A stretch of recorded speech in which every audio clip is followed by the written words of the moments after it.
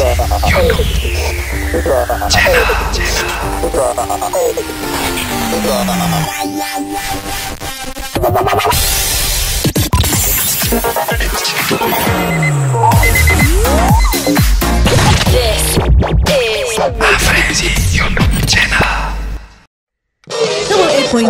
Radio Q, everyone's favorite station. Hai, selamat pagi Sobat Q. Gimana nih? Udah bersiap untuk berangkat kerja? Jangan lupa charger handphonenya dibawa ya. Bisa berabe nanti kalau selalu sampai kantor, ternyata charger yang gak kebawa, nggak ada pinjaman pula. Selamat pagi, saya Salma Sita untuk Good Morning Jogja. Double 8.3 Radio Q, everyone's favorite station. Jogja Family Radio. It's a beautiful day. Kalau dengerin lagu Michael Bublé kayak gini sahabat Jog Fam, sepertinya kita pengen bubuan ya. Apalagi kalau hujan gini, terus banyak cemilan di rumah. Habis itu siap-siap nonton. Udah langganan film apa aja nih? Atau kalau Anda mau ke bioskop, sepertinya di cancel dulu ya, karena cuacanya diperkirakan akan hujan sampai besok pagi. Jadi di rumah aja bersama 100,2 FM Jogja Family. Jogja Family Radio. Penumpang yang kami hormati, sesaat lagi kereta api Argo Cirebon akan diberangkatkan dari stasiun Gambir menuju stasiun akhir Cirebon dengan pemberhentian di stasiun Bekasi, Jatibarang, dan Cirebon. Terima kasih.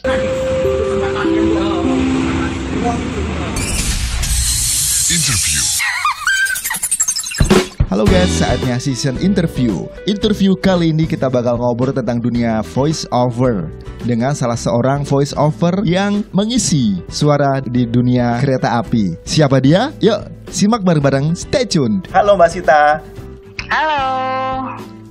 Aku Salma Sita, aku pengisi suara pengumuman di atas kereta api. Aku juga penyiar radio dan juga voice over talent. Mbak Sita, boleh tahu nggak sih awal mula Mbak Sita bisa jadi penyiar radio itu mulai kapan dan di mana? Jadi penyiar radio itu nggak sengaja waktu itu didaftarin gitu deh, bikinin lamaran sama temen deket waktu itu.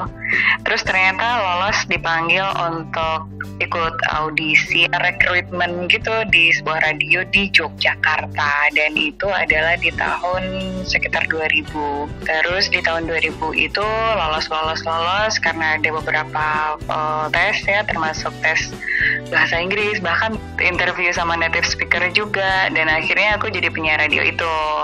Lalu mulai jadi voice over talent ya di tahun yang sama sebenarnya, bahkan sebelum keterima aku udah jadi voice over talent duluan. Dulu disebut narator kan gitu. Dulu aku pertama itu siaran di Radio Q.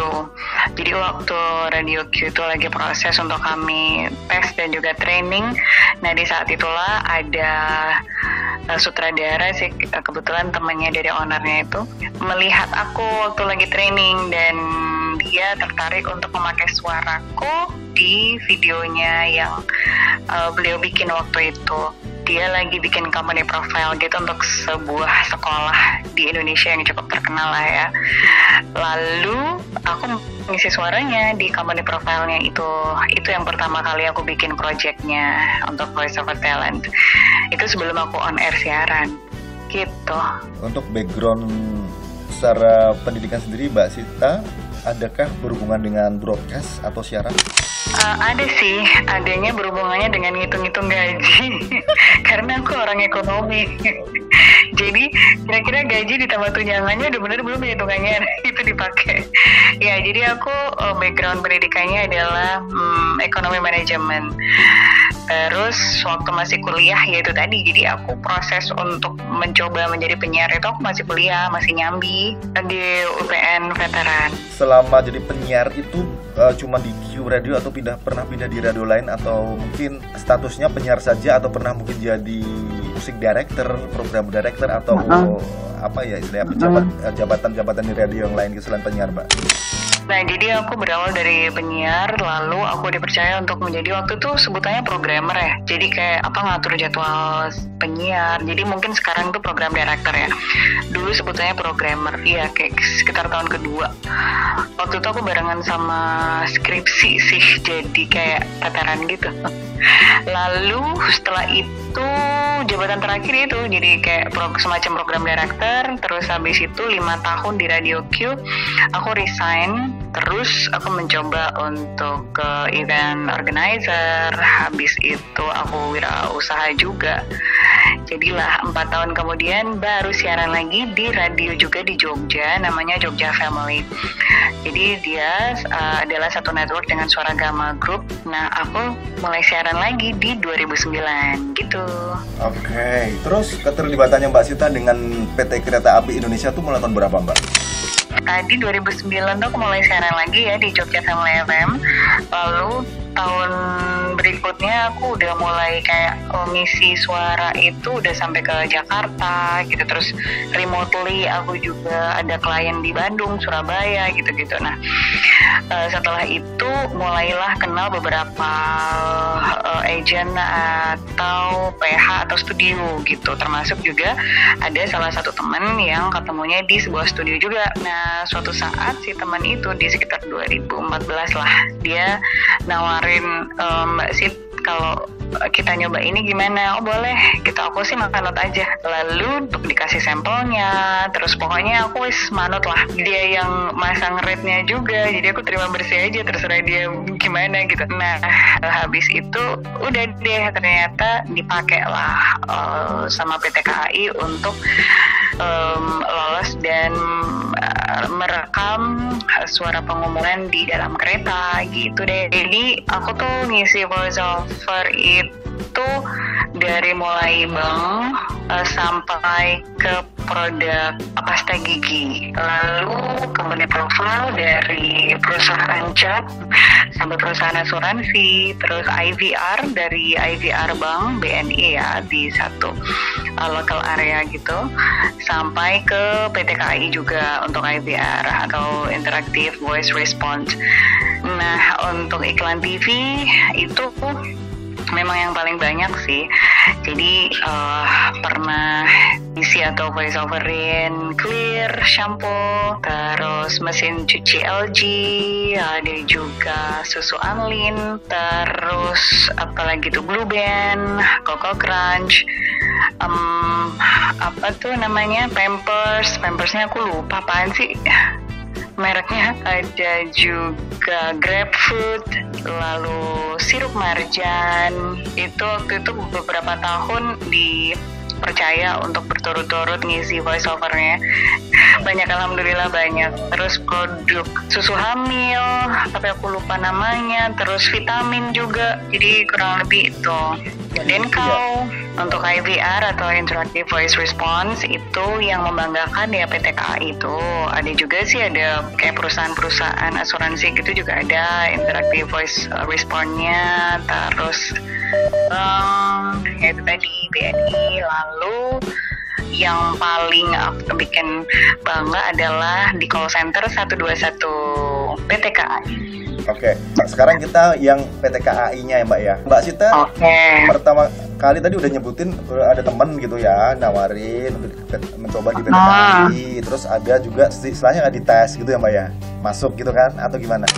Proses detailnya aku nggak ngerti, cuman kalau nggak salah waktu itu ada kandidat yang lain katanya, dan ternyata yang dipilih adalah suaraku gitu. Waktu di Bandung, kan itu bikinnya di Bandung. Jadi konon kabarnya tuh ada agensi lain atau ada talent lain yang juga diajukan ke vice presidennya untuk yang bidang announcement dalam kereta api ini, customer care kalau nggak salah. Lalu yang terpilih adalah Aku, alhamdulillah. Skrip waktu aku rekaman untuk ngomong di atas kereta itu banyak benarnya, berpuluh halaman gitu. Nah, ya banyak pengumuman di satu bundle itu yang harus aku baca dari mulai welcoming, terus habis itu menginfokan stasiun mana aja yang akan dilalui, terus jarak tempuhnya, waktu tempuhnya gitu. Nah itu karena memang banyak kan stasiunnya dan juga berbagai macam jarak dan juga waktu tempuhnya, jadi memang banyak sekali. Habis itu nggak cuman versi Indonesia kan, ada English version juga yang harus aku baca. Jadi memang satu kali selesai udah habis itu versi Inggrisnya gitu. Jadi memang banyak sekali. Pengumumannya isinya yaitu tadi, welcoming, terus say thanks, terus mengundang kembali, lalu sebentar lagi akan sampai ke stasiun mana, bersiap-siap gitu. Kalau dulu sih ada semacam ini ya, siapkan tiket Anda gitu kan. Sebentar lagi petugas akan ngecek gitu. Kalau sekarang nggak ada, karena memang sekarang udah beda prosedurnya atau sistem mereka mengecek satu persatu seat dari penumpang gitu. Terus kemarin juga ada versi yang lain lagi waktu pandemi. Jadi ikuti protokol kesehatan, dia pakai mask, terus mereka waktu itu juga ada pakai face shield, terus habis itu cuci tangan, terus pakai baju lengan panjang. Itu juga ada versinya sebenarnya, cuman sekarang mungkin nggak kepake gitu. Jadi sebenarnya dinamis sih, tapi yang pasti sebentar lagi akan sampai ke stasiun mana gitu. Mbak Sita, boleh dong bagi tips atau rumusnya biar bisa sukses seperti saat ini yang Mbak Sita alami? Iya, kalau dibilang sukses mungkin relatif ya. Ada yang bilang, wah udah sukses nih, belum. Kalau menurutku belum. Jadi ukuran sukses itu emang berbeda atau orang dengan yang lainnya. Cuman paling nggak kita menjalani gitu. Kalau udah passion, Anda pasti akan ngejalaninnya dengan senang ya, nggak masalah. Kalau misalnya udah senang, biasanya kerjanya juga bisa maksimal, bisa optimal, terus bisa perfect gitu untuk menuju sempurna lah pasti ya. Tapi kalau misalnya mau mencoba, teman-teman nggak usah hesitate, jadi jangan ragu untuk coba, karena sekarang itu nggak cuma dibutuhkan suara yang mungkin menurut orang-orang atau secara umum bagus suaranya, lembut, suaranya grande banget deh gitu atau whatever, tapi semua suara sekarang dibutuhkan sama industri yang namanya voice over ini. Dan untuk voice acting itu memang dibutuhkan skill. Jadi kalau teman-teman memang tertarik dengan dunia voice acting, voice over, dubbing gitu, it's okay banget. Yang pasti pede, tapi jangan kepedean. Jadi banyak-banyak latihan dulu, banyak-banyak niruin iklan, terus direkam, terus abis itu diminta dengerin orang lain gimana nih, minta dievaluasi. Nah kalau masih kurang bagus, masih kurang oke, coba lagi gitu. Nah kalau Anda mau masuk industrinya, Anda juga harus disiplin, Anda juga harus percaya diri, terus bisa dihandelin sama klien, dan seterusnya gitu. Jadi kalau misalnya voice over dulu itu satu pekerjaan yang nggak dilirik ya. Jadi beberapa tahun terakhir ini emang sangat dilirik kan, terutama sama anak-anak muda. Nah, Anda harus nyemplung juga di sini untuk mencoba. Siapa tahu keberuntungan Anda di sini. Bahkan gaji kantoran pun kadang-kadang kalah loh sama fee dari voice overan ini. Kalaupun sekarang mau jadi penyiar dulu nggak apa-apa, karena penyiar pun itu juga value-nya tinggi loh. Penyiar tuh bisa jadi macam-macam lah ya, nggak cuma voice over talent tapi bisa MC jelas ya kan. Terus jadi PR tuh banyak tuh, penyiar terus jadi PR di hotel, terus akhirnya dia masuk ke divisi HRD, lalu berikutnya jadi direksi atau masuk ke jajaran BOD. Banyak tuh contohnya sudah. Untuk meniti karir juga bisa banget loh penyiar itu, karena kemampuan public speaking itu bisa buat macam-macam coy, bisa banyak banget akar-akarnya gitu, cabang-cabangnya. Oke Mbak Sita, terima kasih untuk waktu, terima kasih untuk ilmu info yang dibeberkan. Semoga bermanfaat ya Mbak Sita. Terus salam buat keluarga, sehat terus dan sukses buat Mbak Sita. Terima kasih Mbak Sita. Ya terima kasih ya Mas.